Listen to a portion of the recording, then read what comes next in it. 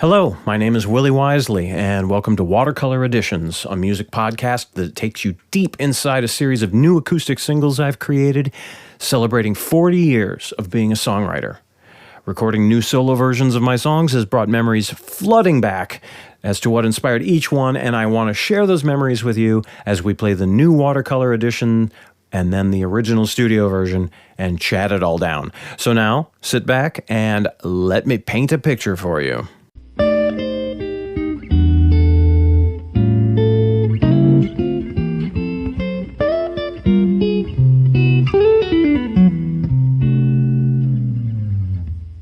In the 1990s, Minneapolis was a band town. You had a van, a practice space, bad beer, and you had your coterie of trusted collaborators. It was us against the world, and it was this old-fashioned idea about music making, and it was born out of the huge rock acts that came out of the 60s, right?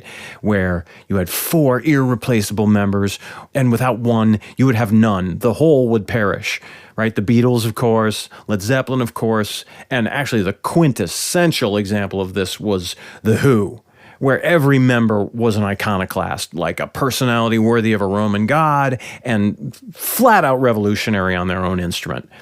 So in the Minneapolis music scene, revolving doors were for cover bands, jobbing musicians, or for like music factories like Nashville or Motown, where the goal was to create this homogeneous sound of a metropolis. But you know, in Minneapolis, it was all about a group of individuals. And, you know, frankly, this is rock's biggest gift to mere mortals, right?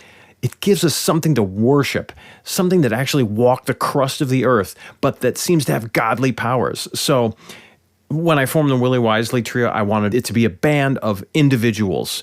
And we were crazy, independent people. And for all of us, art meant do or die. We were a living unit. We were this stanchioned-off cult, and we were a band of brothers trying to build a universe, right, where everyone else would want in, and everyone would want a piece of you. And consequently, you didn't play around in a bunch of bands jobbing here and there, right? You stuck with your team. You didn't play for the opposition. Well, Peter, the drummer, had his own band, but that doesn't stop him from being one of my best friends ever. Regardless, the distinction we were making was ridiculous. We were children, we were idealistic, very cliquey, and because we were so young, these cloistered attitudes were really pervasive throughout the whole climate. Now, I do have to back up and say that Minneapolis incubated whatever this climate was, right? Is it 70 above or 70 below? It incubated some of the finest, most distinctive sounding alternative rock bands of the 80s and the 90s. And there were other scenes too that we should be talking about. But for a songwriter like me, I found it really stifling, particularly for songwriters. Even though I bought into the whole band thing, definitely kept them going and put them together, for me, it was all about the song. I prioritized that craft strictly over whatever the mode of delivery was. I will say that there were bands who could do both. They'd give a stunning presentation and also world-class songwriting, and really I've got 2 words for you: the Replacements. And we are not taking arguments on that point. And though I busted my ass to keep these various bands of mine together, that energy spent was never as important as the one that I applied to hiding out, finding that meditative state, that near sleep state, and lurking up to the crossroads where melody meets harmonic structure, and you turn just at the right moment to see the red right hand, and you slice palms and mix blood with lyric. The song made me do it. So after a dozen years of keeping bands on the road, by 1999, the culture of Minneapolis had just totally worn me to a nub, to the point where I'd actually had a bloody fistfight on stage with my guitarist in The Conquerors, but that's a whole podcast episode unto itself. Needless to say, escaping to a coast was the only option, somewhere a singer-songwriter could bloom in a large town where musicians collaborated more fluidly, where people were eager to play with one another and mix it up, contribute freely, and of course where the major record labels and music publishers were, as well as the TV, film, and production was centered. So right about then, the New York Times came out with this article saying, New York was losing its hallowed art scene to Los Angeles, where the weather was better and the rent was lower. And that helped, but it also helped that my younger brother had beaten me to LA by a couple years, and he was actually an A&R guy at EMI Music Publishing. And while I knew I wouldn't be using him to get me a deal, that's not how Wisleys roll, it was definitely a gateway to meeting people, getting to know the place, and plus he had a yard, and I could sunbathe nude out there. And to this lifelong Minnesotan, California was for tanning everywhere. So I got to LA, and the thing to do there was set up co-writes, meet people, composing by appointment, and often to a brief. Client needs theme song for TV show pilot. Prodigal son returns to teach grade school in small Alaskan town where he was bullied as a youngster, gay and traumatically outed. And then dozens, if not hundreds, of people all over the city. Everyone from Diane Warren down to little old newcomer me would get to writing and recording demo submissions for this TV show that wouldn't get produced past its pilot. A lot of work. Nonetheless, it was a liberating change from the grain silos of Minneapolis, as I had never written with anyone back home, except maybe with my very close friend Ben O'Nelson. But no one ever asked to co-write, never offered. And I never asked either. And I mean, I look back, hell, I adored Trip Shakespeare. Why didn't I ask Dan or Matt Wilson to write something? We all knew each other. The Hang-Ups, amazing band, absolutely phenomenal, criminally underappreciated group. Do you know who the Hang-Ups are? Most of their best stuff you can't even find it on the internet. I booked them at their first show in the big cities. They were from out in the boondocks somewhere. And, why didn't I venture a thought past Brian Ty, their lead songwriter? It's just really sad. Anyway, enough of my rhetorical questions. I know why we didn't co-write. It was this weird combination of a lot of Midwestern things. One, it's the stay in your lane mentality. You do this, you do not do that. You are known for this, you are not known for that. Do not surprise us. Right? And then two, it's like never exhibit anything resembling ambition or careerism. In fact, take it even further and add some self-loathing on top, even if it's disingenuous. Like, always deprecate oneself. It's the most Minnesotan thing in the world, and it makes me crazy moving back here 20 years later. Everyone's really into deprecation still. So all these pressures make everyone petrified about collaborating and, scared that you'd get into a room with someone you admire and creatively choke. In LA, by contrast, everyone exudes confidence. Everyone, bluntly seeking opportunity. Everyone states their goal and basically wills their dream into reality. And you have no idea how difficult it was to fit my personality into the Minnesota scene for all those years. Hey, though I love it and I'm as proud of it as ever, what we did as a community, it was really a freaking battle. But I only realized that once I left and got to Los Angeles.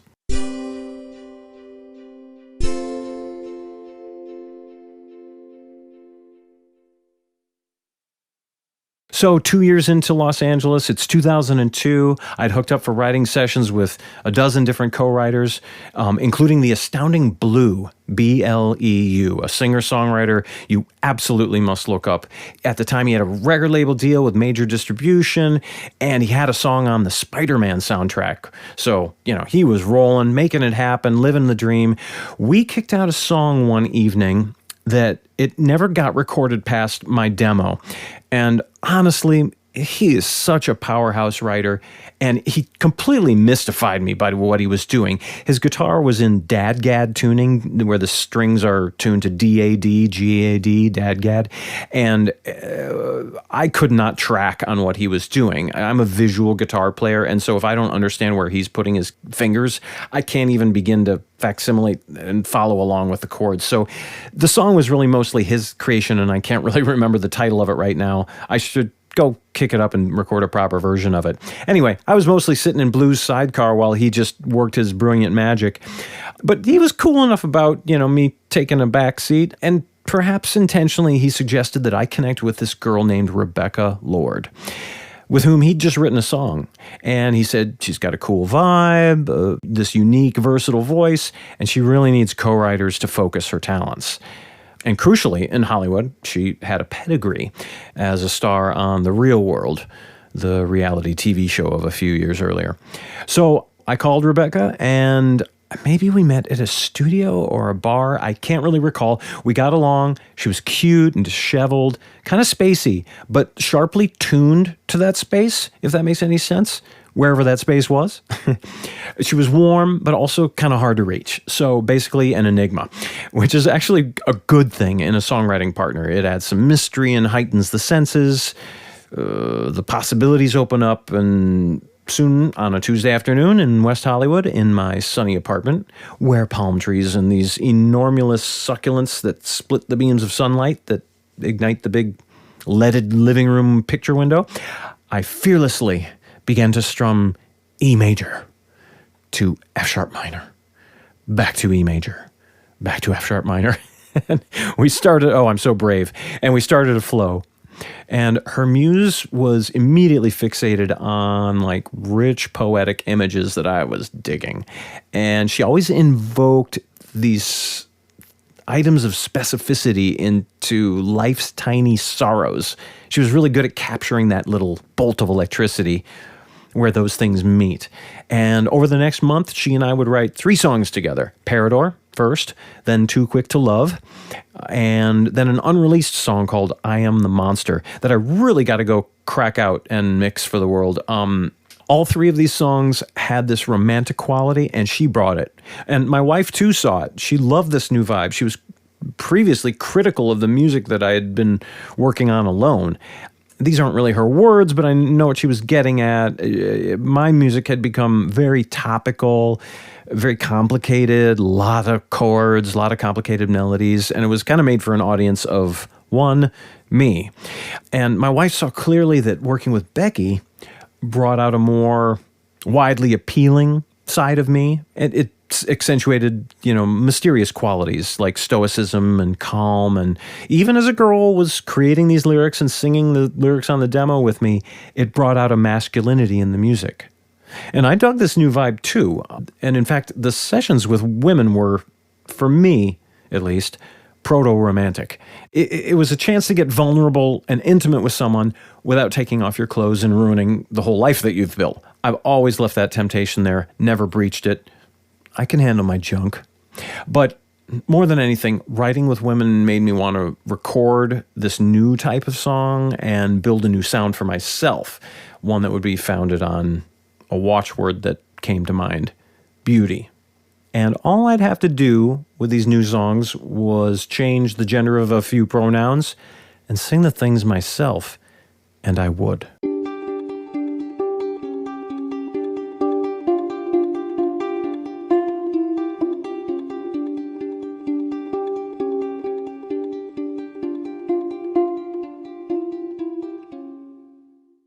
So Becky and I finished the song Parador on our first meeting together. And a week or 2 later, she came back over and sang lead vocals across all these tracks that I'd laid down: a drum machine, acoustic guitar, a Wurlitzer keyboard, and a bass guitar. And then at the end of the session, she said she heard some backing vocals. And in only a take or 2, she sang these murderously cool, "Oh no, oh no," over the choruses. And with just 2 or 3 notes and a quick harmony, she put the song into the stratosphere of dreamy chill. And while I felt a bit sneaky doing this, after Becky left, I muted her vocal and sang my own lead vocal in place of it. Up against her amazing backing vocals, the whole song just bloomed into something that, to this day, I can still play at every single show, and I'm never sick of it. So here it is.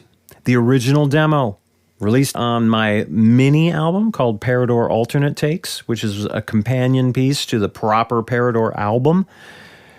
This demo was written and performed by yours truly and Rebecca Lord. Paint a picture for us, kids.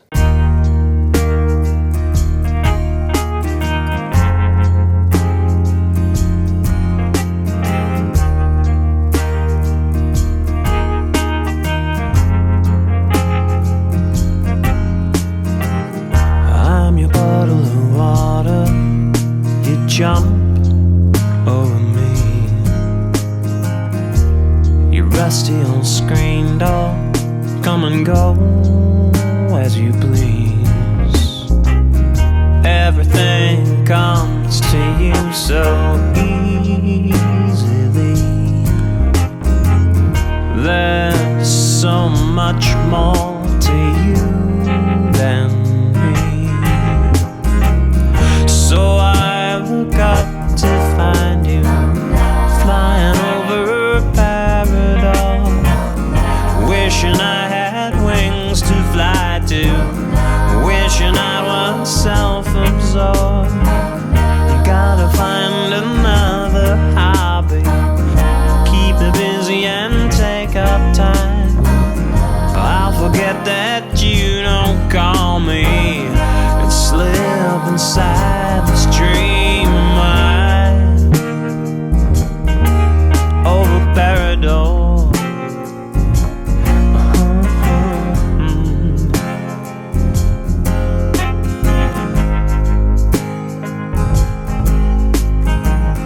Gather up my scratchy records, collect some extra time. Gotta find another reason to keep your heart from reaching mine. I'm your Mario Lanza's last concert in Spain.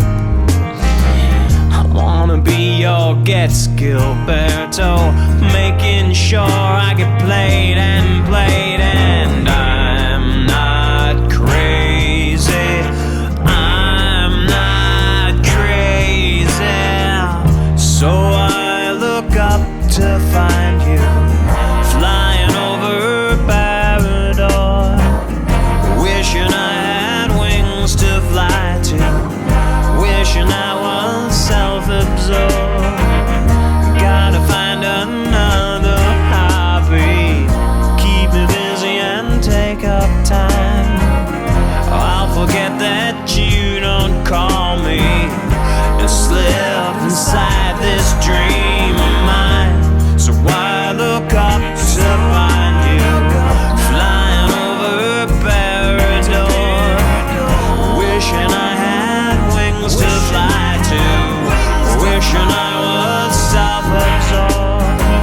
I gotta find another hobby, keep me busy and take up time. And I'll forget that you don't call me and slip inside this dream of mine, this dream of mine.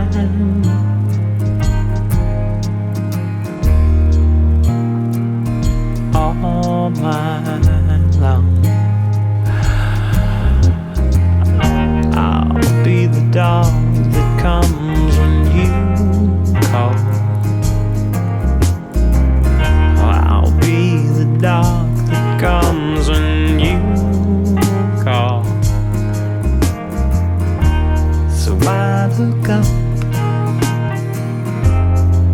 over Parador, over Parador.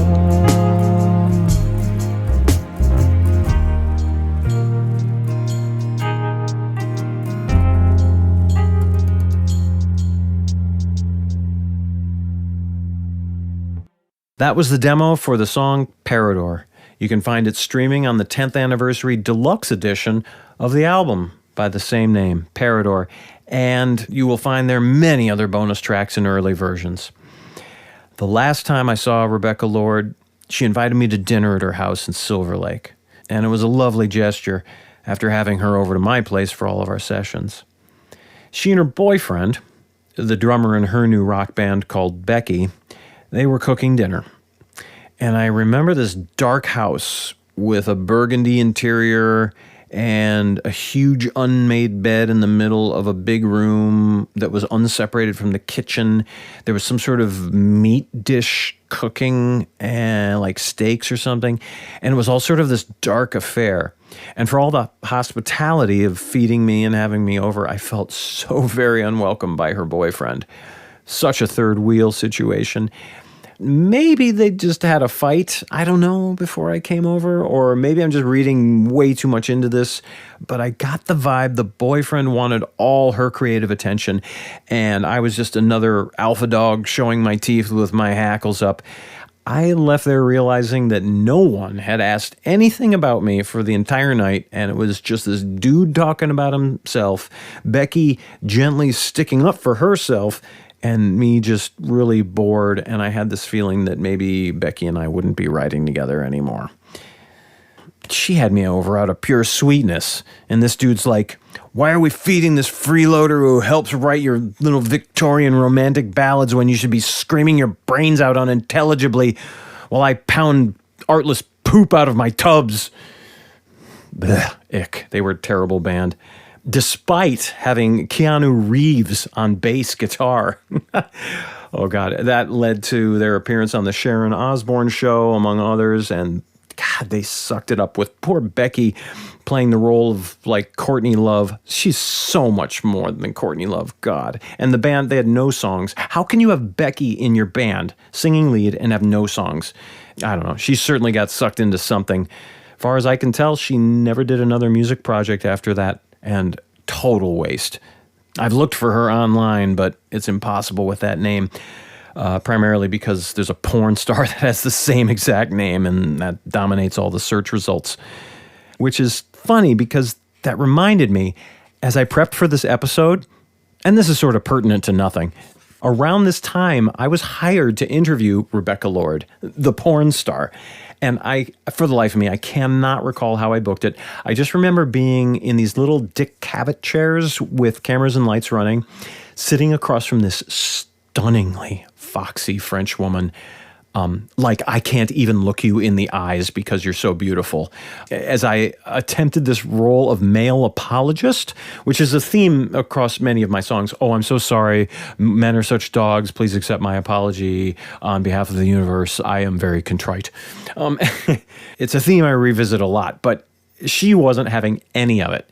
It went against her whole brand. She wanted me to be salivating and proposing to her on camera so that she could say something foreboding about an orifice. Like, her bread was buttered by male despicableness, not my capacious, considered questions, with my libido politely tucked between my legs. Anyway, I digress.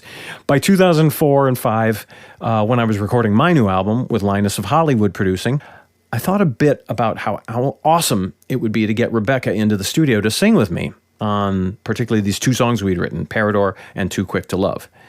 But I had actually lost track of her, and it was just easier to, frankly, steal her vocal performances off of the demo, time compress the files a little bit, and paste them onto the new version of Parador that Linus and I were building across town in his studio in Culver City.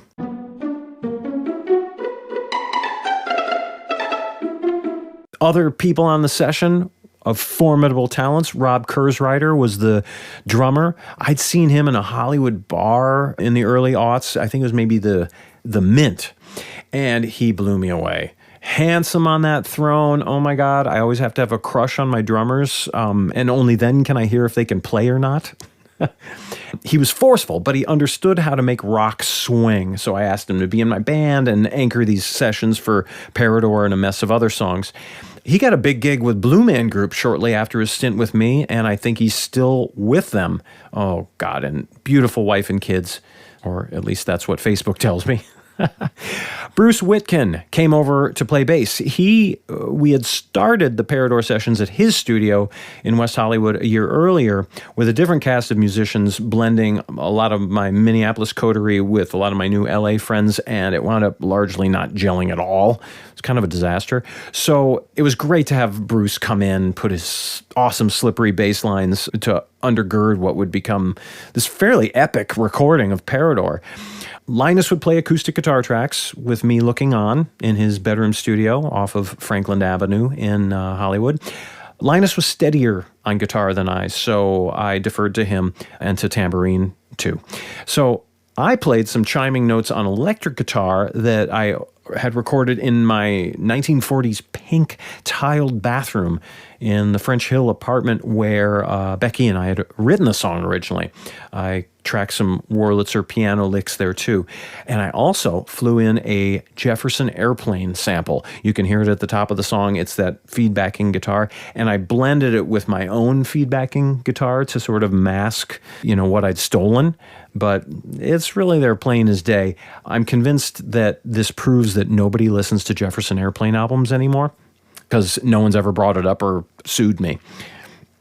Our next step was with Linus's guy, James S. Levine. He played piano, Hammond organ, and string patches to make it all very lush, and he did that in quick succession over at his beautiful facility studio over near the ocean. Super talented cat, and I believe he did a ton of TV commercials and soundtrack stuff. I barely knew him, actually, but he nailed it. Couple passes, amazing. Now, somewhere in there, we had Probin Gregory come over and play French horn on the track. And this is actually a session that you can watch a little bit of in a documentary from that day. Link is in the description to the podcast episode. Now, Linus had this record label called Franklin Castle, and it was home to a number of LA power poppers like me, but also Tim Burgess from Charlatans UK, and Margot Gurrian, a 60s chanteuse who everybody should know about. She wrote songs for Claudine Longet and stuff, just the most beautiful music, amazing songwriter. But the core of the label was really a bunch of us power poppers from LA in that time. Kim Fox, the Mellow Cads, which was Dave Ponak's band, and then, of course, Linus himself. Now, Probin, he was in the Wonderments, who were pivotal in reinvigorating Brian Wilson's career after he and the Beach Boys sort of lost the thread in the 90s. Now, Probin was one of Brian's many utility men who were bringing all these plush Beach Boy sounds from their albums to Brian's live shows at the time. So it was a total tickle to work with Probin. Now, the video is funny to see after all these years later because Linus is immediately, effortlessly extemporizing, humming out the eventual melodic line that Probin would play, while I'm there simultaneously fumbling around, completely impeding our progress, asking that Probin reference an Italian opera from the 1880s. Very Linus in that moment, very Willie in that moment. The final contributor to any track, really, is the mixer, and for Parador, the man of choice was my good pal Chuck Zwicky. He was Prince's engineer for a number of years, so lots of stories there. He brought all the beauty that I was looking for to the surface from all these instruments, and it gives you what you can hear today. Here it is, for your glistening listening pleasure, the studio version of Parador, originally released in 2006, though it sounds as timeless as right now. Paint a picture for us, Willie.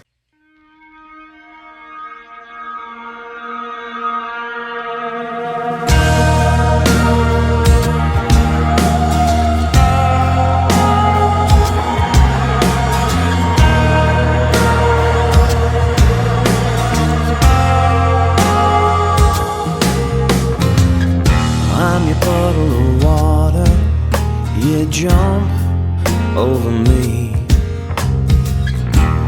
Rusty old screen door, come and go as you please. Everything comes to you so easily. There's so much more to you than me. So I look up to find you flying over Parador, wishing I had wings to fly to, wishing I was self-absorbed. I've gotta find another hobby and keep me busy and take her time. I'll forget that you don't call me and slip inside this dream of mine over Parador.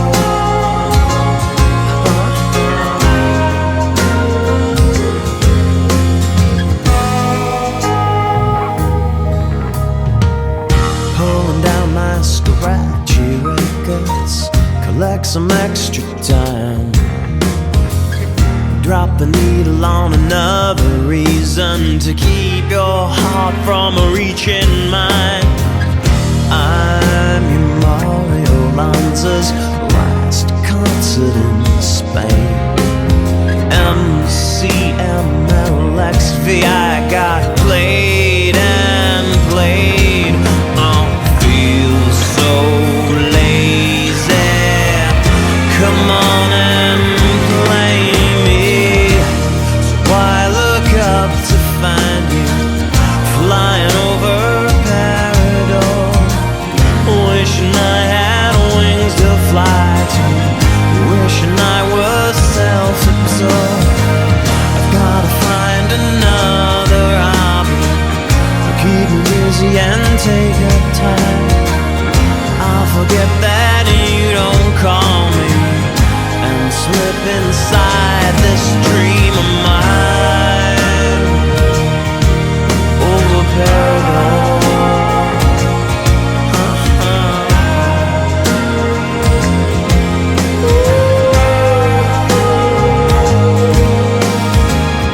Gotta find another hobby, keep me busy and take up time.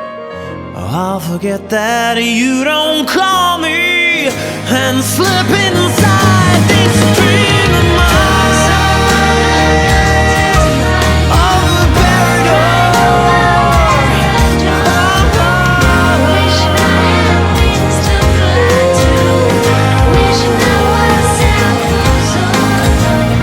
Gotta find another. So I look up now to Parador. Wishing I had wings to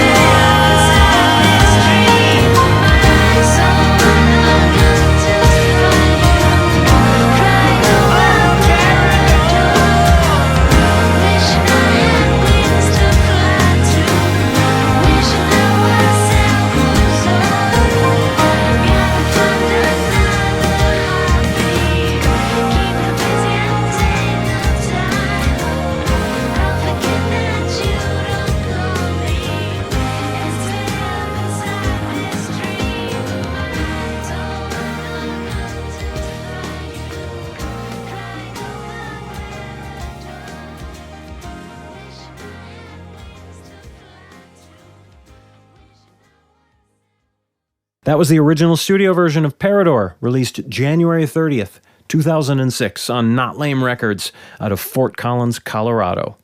You know, when talking about songwriting, I always like to point out something technical.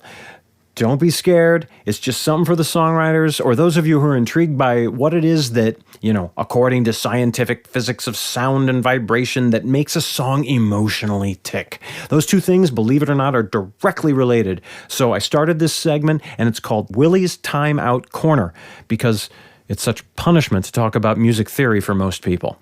Don't worry, I'll make it quick. Parador was a landmark song for me, and it was mostly because of working with Becky. She made me keep things simple. She needed a steady, repeating figure that would engage her great lyric flow, and consequently that would make it easy for listeners to tune in and love the song. So no showtime, no clutter, no ego, just basic music. Complicated chord progressions would just bust up the party. So I kept fancy tricks to a minimum. And even in the bridge, a section of any song that necessarily has to be different and offer a respite from the main motifs, I just kept it super simple and not unlike the rest of the song. But one bit of sophistication I insisted we keep was to add an A-flat minor chord at the end of every chorus. Whereas everywhere else in the song, wherever an A-flat would occur, it would always be major. And you can really hear these minor chords in two places, right before the second verse starts and also at the very end of the song. And here's why it matters. This song is in E-flat major, which means that the listener, when an A-flat is played, the Western ear will probably want to hear a major chord. But by using a minor there, we do something called, fasten your seatbelts, borrowing from the parallel subdominant key. Which is far too much to explain right now, all right? But here's all you need to know, that minor 4 chord gets used a lot in jazz ballads, in songs that need to be imbued with a bit of melancholy, which is exactly what this trick is doing in Parador. And honestly, I am employ it with good company. The Beatles use it in She Loves You. With a love like that, you know you should be glad, is where it happens. In an otherwise happy song, with that lyric that's just slightly tinged with ennui, they put in that minor chord. Brilliant.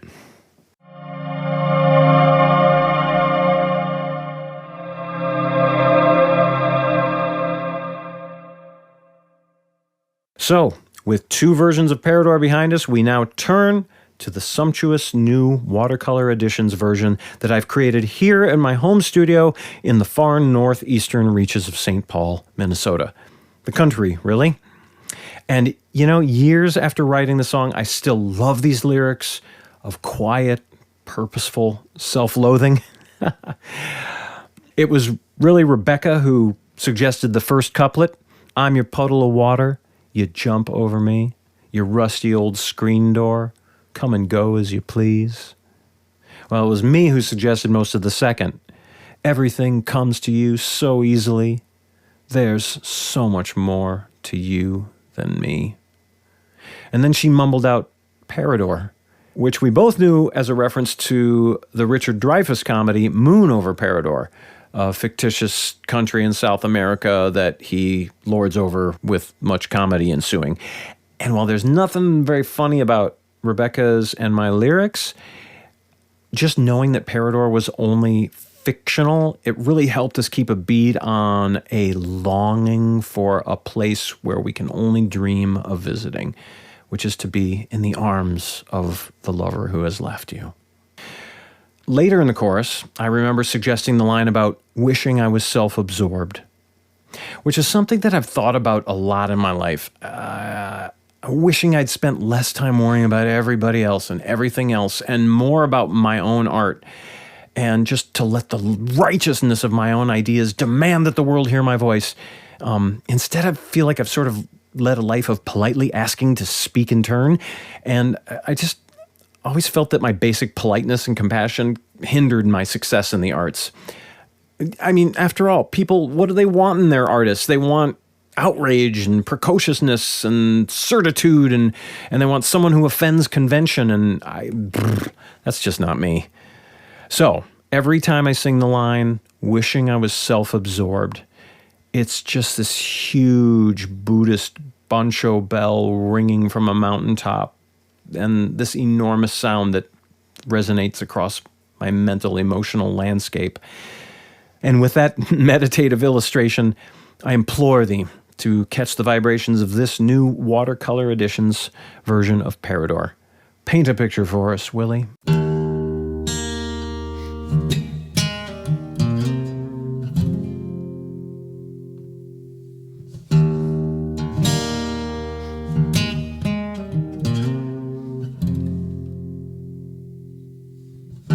I'm your puddle of water, you jump over me. Your rusty old screen door, you come and go as you please. Everything comes to you so easily. There's so much more to you than me. So I look up to find you flying over Parador, wishing I had wings to fly to, wishing I was self-absorbed. Gotta find another hobby, keep me busy and take up time. I forget that you don't call me and slip inside this dream of mine. Oh, my Parador.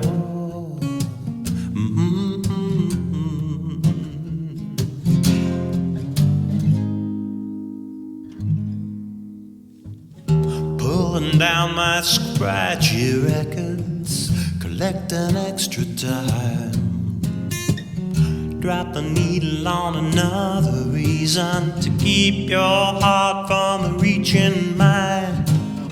I'm your Mario Lanzas, last concert in Spain. MCMLXVI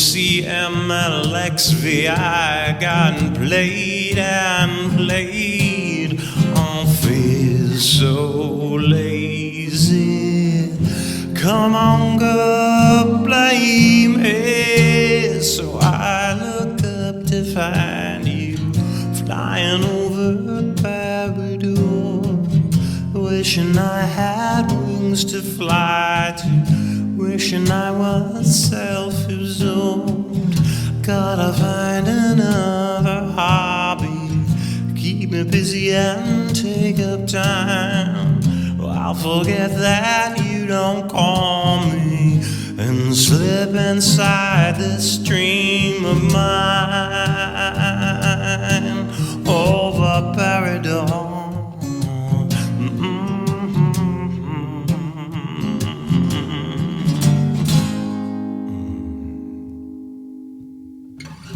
Gotta find another hobby, keep me busy and take up time. I'll forget that you don't call me and slip inside this dream of mine over Parador. Ooh.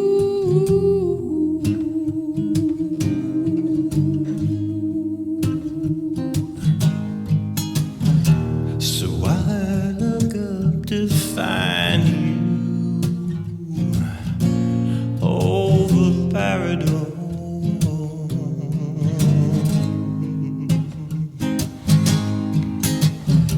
So I look up to find you over Parador.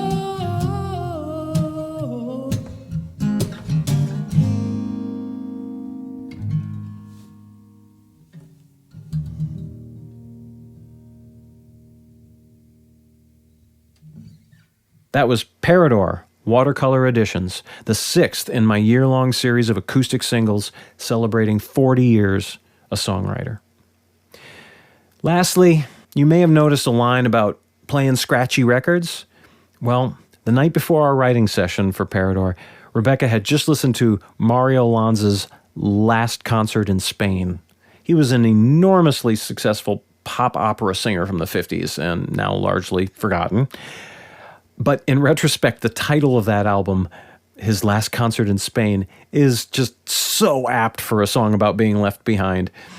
I personally, the night before, had spent the evening with Stan Getz and Astrid Gilberto, and I could only think that The Spurned Lover in our song would have rather have been that album, a classic for all the ages, played again and again. And it was only when I got to the studio to sing the song for Linus, where I added the lyric about Getz Gilberto, because you know what? I deeply want for Parador to also be one for the ages. And the lyric goes like this: MCM LXV, which is referencing the Roman numeral dates that were on old album covers. I got played and played. Feels so lazy. Come on, girl. Play me. Well, whether I got played or not, that's just about the final stroke for this episode of Watercolor Editions. Big thanks to Bruce Brodeen, whose Not Lame Records first released Parador to much critical acclaim, and also to Shigeru Kishida and Nao Sakine at Noise McCartney Records in Tokyo for releasing Parador there in Japan in that same year. And that reminds me, I got to do an episode on my Japanese tours. So many stories to come. Be sure to catch other episodes of Watercolor Editions featuring my songs Flowers for the Lady, Cracked World View, True, and Rain Can. There are many more to come, dropping every other Wednesday until either you or I can't take it anymore. But know this, that there's about 298 songs and stories yet to go. The most lurid of which I haven't even delivered to a microphone yet, because I'm building up the courage to figure out how to protect the names of the innocent. CDs of the album Parador are available at my Bandcamp page. Link is in the description, along with an array of cassettes and t-shirts and vinyl and posters. You will find them all at my Bandcamp page. And lastly, very important, hit the subscribe button, leave a review so that you don't miss the next Watercolor Editions podcast and so that the algorithms take this and deliver it to ears far and wide. Your support in those realms, clicking the buttons, writing the reviews, means everything. On the next episode, we'll put my song I'll Be Singing up on the easel. It's a song I wrote in 2003 as a wedding gift from my wife. But based on the title, I'll Be Singing, I'm not sure if it turned out to be the love song I intended or merely a threat that I'd be going on tour 48 hours after she gave birth to our first child. Ugh. So, we'll paint that watercolor picture for you, play the new version and the original studio version, chat it all down on the next Watercolor Editions. I'm Willie Wisely. Thanks for listening.